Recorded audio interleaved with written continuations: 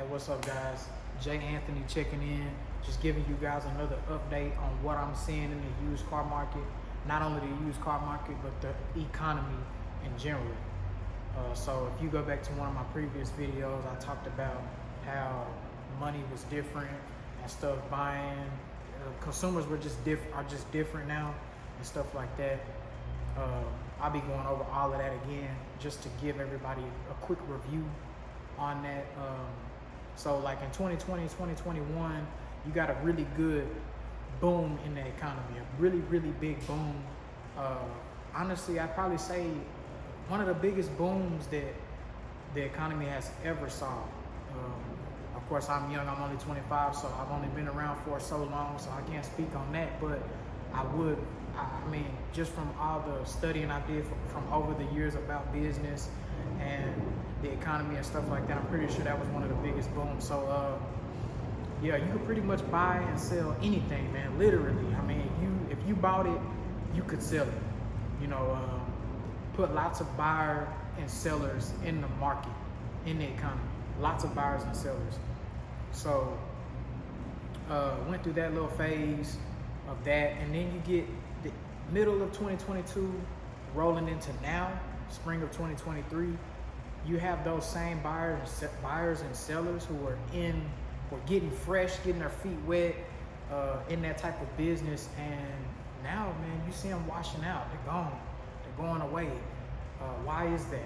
Why are we seeing that? Well, we're seeing that because they do not have the experience from before COVID. You had to have a little bit of experience within business before COVID to really maneuver right now, because maneuvering before COVID was really about skill set and what you saw and being able to perceive things a certain way and to adapt to it, right? Just regular business. But 2020 to 2021, you did not have to have those skills to maneuver in business. So yeah, seeing that right now. But right now, it is a direct correlation of the consumer being in control of the buying point of view and the selling point of view. What do I mean by that? Well, the consumer controls, as a buyer and seller, the consumer controls what you pay for your inventory and what you sell your inventory for. How, Jay Anthony, how does that? Well, you have to understand that I can only use examples just to break it down pretty fairly for you. So I also have a shoe business. I use that business, and I use the car dealership as well. So first I'll start with the shoes. So if someone brings me a pair of shoes, they want $100. And in my mind, I want to pay $60. Well, that guy that is selling his shoe, he really has the leverage because he has the inventory, and in order for me to make money, I need the inventory, right? So in my mind, I'm thinking, okay, I can sell that shoe for $120. I want to pay $60. I want to double my money, right? In his mind, he's thinking, well, I want $100. This shoe is worth $120. I'm leaving you $20 worth of room to make your money. You know what I'm saying? Let's work out a deal, right? Well, in a recession, you would think it would be easier to get a lot more people to bite on that 60, which there are some cases to where some people panic. They need the money. Just here, just take it. You know, give me my 60 out the door. But you have more people right now who are willing to put in the extra work to really get that 100. Why? Because the dollar is more valuable right now. We are not only in a recession, we are experiencing times of crazy inflation. Things are super expensive right now. Like double the money. It costs double the money to live. If you are living on your own right now or providing for a family, whatever, it costs twice the amount. Just about. I mean, it's just double it, man. That's what it costs. So you have more people willing to just do it. You know, I'm gonna go out and I'm gonna sell them for $100. I'm gonna go wait. I'm gonna go, you know, eventually they might give up and, you know, lead on to what they need to get. But a lot of people are willing to actually put in that work and get that extra money because the dollar is so valuable right now. So that puts the consumer in control in one side of the market of buying and selling. And on the other side, You have me when I'm trying to sell an item. I'm trying to sell an item. Well, let's take that same shoe for example. I had to give dude his $100 for the shoe because I need the inventory. I'm gonna just bump the price up to $145. You know, I can't squeeze so much, but I still need the profit to generate money for my business, right? Well, I'll just take that shoe for $100, bump the price up to $145, put it on the shelf, whatever. Now, on the other side of the spectrum, you have someone who wants to buy that product. Okay, somebody come in my store, hey man, I'll give you $120 for this shoe right now. I'm like, dang man, I had to pay $100 for the shoe, you know, but that's why I wanted to be at 60. I knew I would get somebody, you know, willing to pay $120, double my money, whatever, right? Well, now the consumer is also in control on the other side of the spectrum. You the buyer and seller, you just a fish, man. You just a small fish in a big pond. So you have to be able to maneuver knowing that the consumer is in control in both things and both sides of the market when it comes to buying and selling, because you make your money buying, you do not make your money selling. So this is where you are seeing the difference in the economy when you are seeing new buyers and sellers in the market. You know what I'm saying? Normally, I would say younger individuals, like people my age who were starting out trying to just, my generation is very entrepreneurial, but I don't believe they are really entrepreneurial. I just believe that social media pushes a narrative that you need to work for yourself, which is a great thing. It is beautiful that people actually try and go out and work for themselves. So seeing a lot of those people who started that in like 2020, 2021, you're starting to see them kind of scale back, kind of go back to work or trying different things, not really being 100% focused on the buying and selling narrative like they were in 2020 and 2021. Why? Because you need to have skills. You need to have the skill set. You need to be able to see that the consumer controls the market. You have to maneuver around the consumer. You never let the consumer take advantage of you. That's not what I'm saying. But you have to know how to maneuver when consumers are cutting back.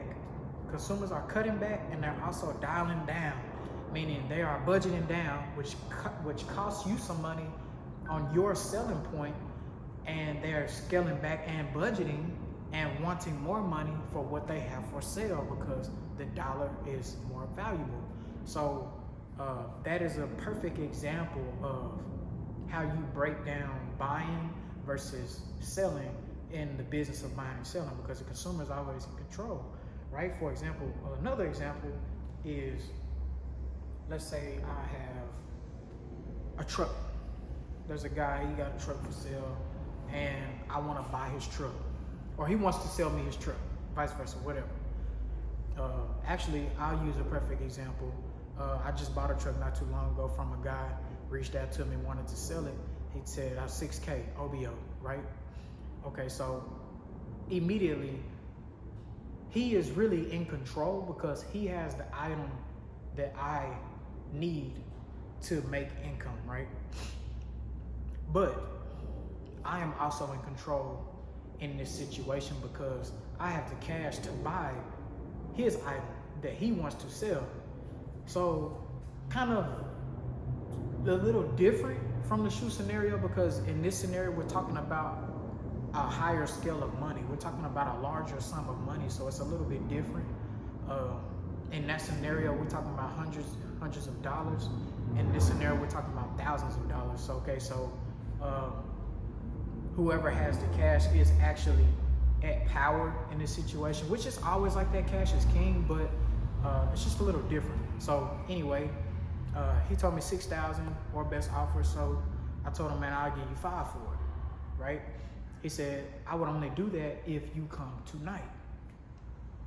Okay, in my head, I'm like, well, that ain't a problem. I'll come right now. You know, so shout out there right now. But at this point, I kind of knew that I had the power because I knew he didn't think that I would go right now.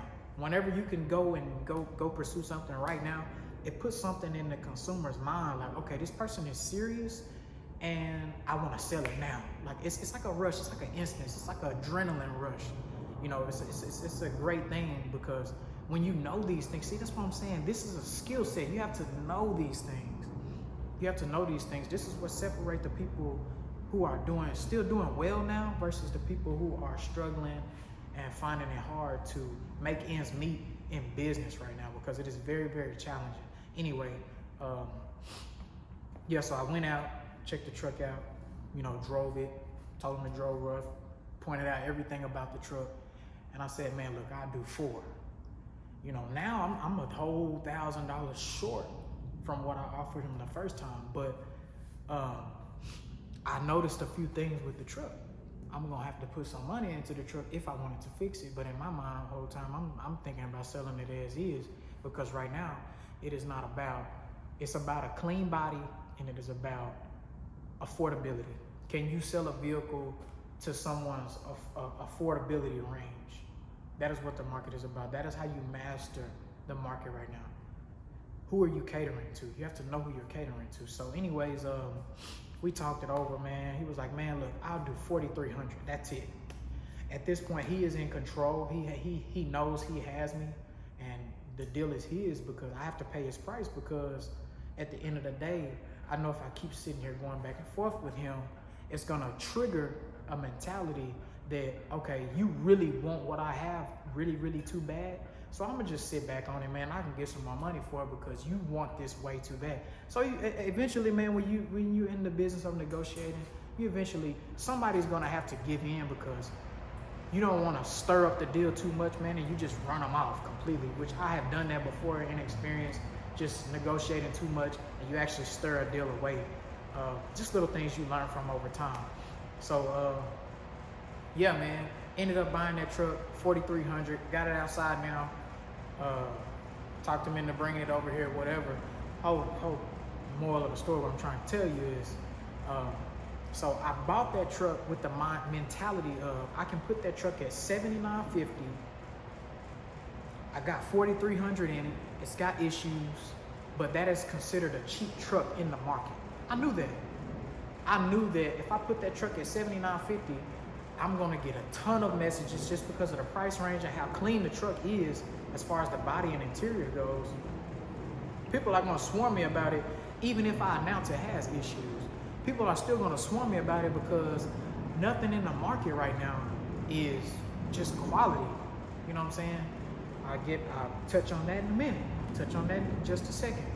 But I knew that from previous experience, what I have learned about the car business, what I have learned in the current economy state, I know that truck is very valuable in today's market. So put it out there, tons of hits, man. I've been getting hits left and right. Truck will probably sell soon. I don't doubt it at all. But anyways, let me touch base on the quality of what's in the market today. Actually, no, let me rewind. I need to go back to, that was the buying section of the sector of the car business for me as a buyer and seller. And let me explain the selling point of how the consumer is also in control, because now the tables have turned once again. So now I have this truck for sale, and I'm basically catering to a consumer, versus I already had to deal with a consumer getting the inventory on my lot. Now I got to deal with another consumer to come out and buy it. So this consumer is really in control, because I'm dependent upon his cash to sell my truck, versus same with him. I had a little bit more power over him because I had the thousands of dollars and he had the item to sell. But he still had power because I needed the truck to sell. So yeah, you come out, hey man, I'll give you $6,000 for the truck like it is. I'm like, dang, I want a little more, but that's still a $1,700 profit. So the thing about the market right now, you have to know when it's good to keep something and when it's good to just sell something and get rid of it, get your money and get out the way. Because, and this will roll really good into what I was about to get at. You have to know when to hold something and when to sell something.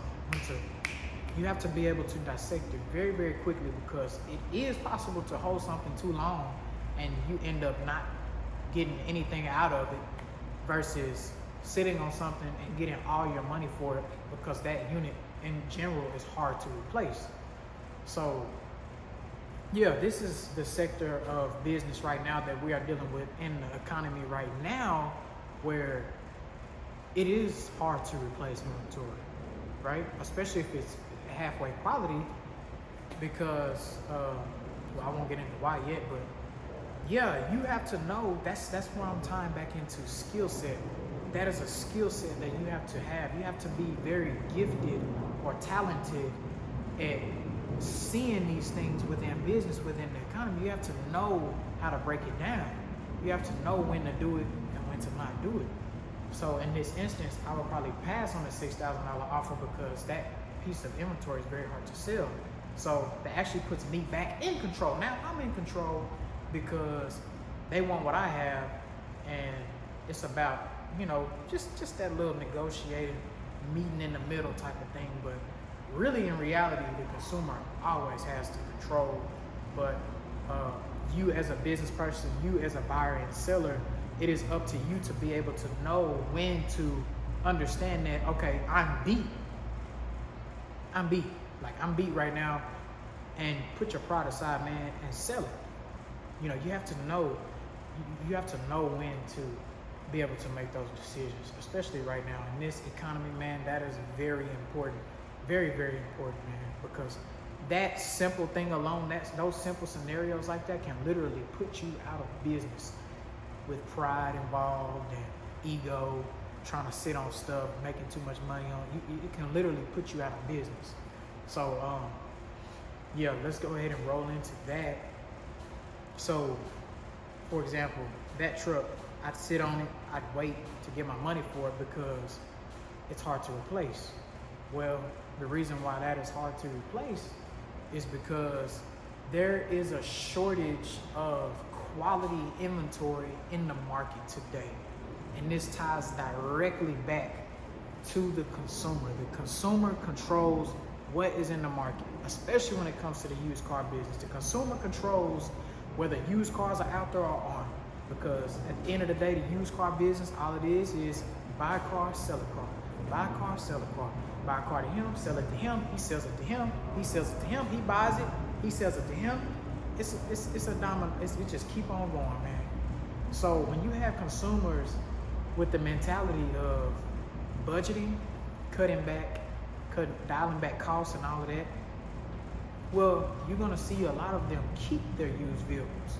They're gonna keep their used vehicles that they have, that's paid off, that's running good, ain't giving them no trouble. Well, why would I sell that if it's already good? If times are already hard, why would I sell that good used car, right? Which is logical sense. They're right. Why sell it, right?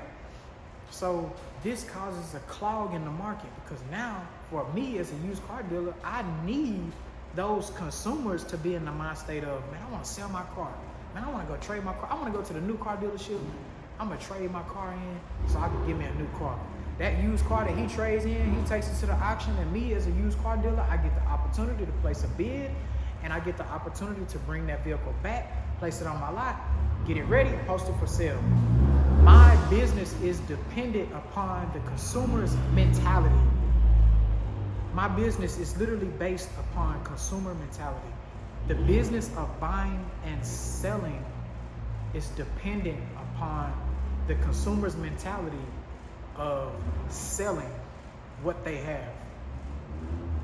Simple, man. Very, very simple. So if they do not take their vehicles to the new car dealerships and trade them in, then it is very hard for us used car dealers to source inventory. Especially if we buy from individuals, they're not putting their vehicles up for sale on Marketplace. Man, you can go get on Marketplace, go get on anywhere, man. You'll see stuff. People are selling because at the end of the day, we are in an economic contraction. Times are hard, but times are so hard that the good things are willing to keep, because the dollar is so valuable. The dollar is 2 times more valuable right now when we're in an economic contraction. The dollar is very valuable. So you as a buyer and seller have to be very aware of how to maneuver. And there's not really a lot of people who just know how to do that. In a recession, they say that more millionaires are made in a recession, right? They're more wealthy, more successful people are created through a recession. Well, that is for the people who can think a certain way within the recession. That is what it's about. It's about being able to adapt. And you had to know how to adapt before that bad lessons those bad lessons that we got during the economic boom that we got. You know, man, I like seriously, like for my generation, we got the worst of that era. We got the worst of it. Man. We really did, because we didn't have anything else to compare it to. We didn't have that type of boom ever. Like, I'm 25, started this when I was 20.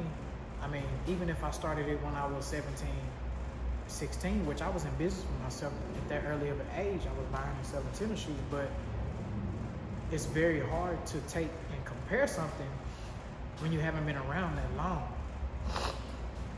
So, yeah, that's one thing that's going on right now, man, that I'm seeing in the economy. I'm just seeing a lot of buyers and sellers just kind of fading away, and the real buyers and sellers, the real entrepreneur, real businessmen are adapting. We are figuring things out, you know, leveling up our businesses, whatever the case may be. But yeah, man, I just wanted to get on here and give a quick update on that. That's really the economy more so rather than the car market. The car market in general, prices are very high in the auction, but I believe they will start coming down. I haven't been buying. I've been dialing back big time, because I think all of this hype about tax time is gone, man. Like, forget about it. You know, we already got what we were gonna get out of that. At least I have accepted that, but a lot of dealers may not have. But as the market continues to just demand, continues to dwindle down, they will have no choice but to accept that. But yeah, I believe tax time is long gone, and I believe we'll just be in a pretty much regular market. I do not believe the market will crash, or all this stuff that people are talking about. There's no possible way that the used car market could crash, because people are gonna need used cars. People can't afford new cars, especially in the economic contraction. So people are gonna need cars, you know, so that'll be around. People are gonna need trucks, man. So if you're worried about the market crashing, or if you're waiting on the market to crash, forget about it. Prices going down, probably so. You'll probably see some better deals out there, but crazy deals, I doubt it. The market is gonna be very competitive over the time, especially by the time summer gets here. Prices will drop, but it will become more competitive, because the price range of vehicles within 10,000 and under will be in like super demand by the summertime. Mark my words. Prices will come down only because consumers are not going to be willing to pay stupid, crazy prices. But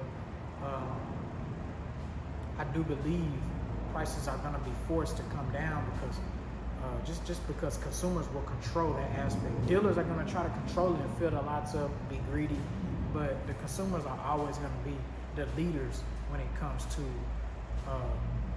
dictating the market. Consumers are always the leaders.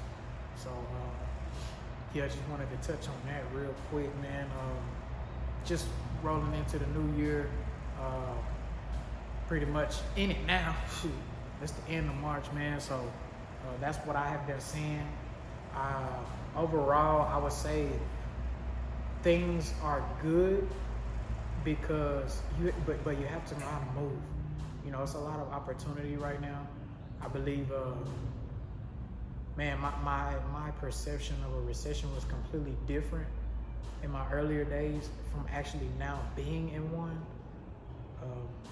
The things that I'm saying are very, very realistic, if that makes sense. It's not crazy as I thought it would be when I was younger, because I used to study this stuff like crazy, man. I used to study. It's so crazy to say that I truly used to study about how a recession would be, because I knew I would be in business for myself for long periods of time. So I always knew that I would eventually face a recession. So you picture me 19, 20 years old, man, really studying what it's like to be in a recession, what goes on in a recession. And before, I really thought that it kind of means that, well, you can't do nothing. You can't buy and sell.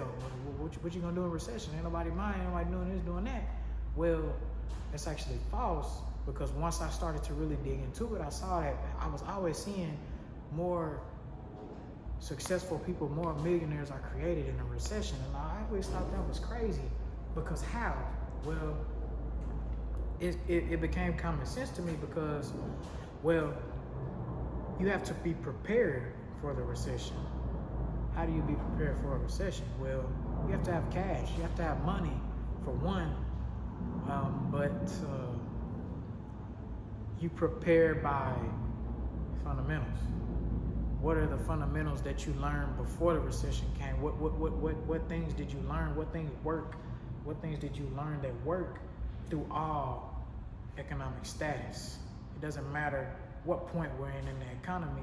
Does your business model work? If you have a business model right now and it's working, well, it really works, because we are in a contraction, man. So whatever is fake is fake. Whatever is real. Like, and I mean that, like, seriously, because if you literally have a business model that generates you income right now, you should be very, very grateful that you are able to generate those type of figures through this time, because it is very difficult to generate high figures, or even in general, it's very difficult working for yourself, buying and selling, to generate income in general right now. So if you are able to generate income, you, my friend, are ahead of the curve. So yeah, I would say that, but yeah, man, just want to get on here, touch on that real quick. If you got any questions, got any feedback, anything like that, man, just touch base with me. I'm all ears. I'm always paying attention. I'm always listening. Always trying to learn, man. So yeah, I appreciate you guys for watching. Jay Anthony out.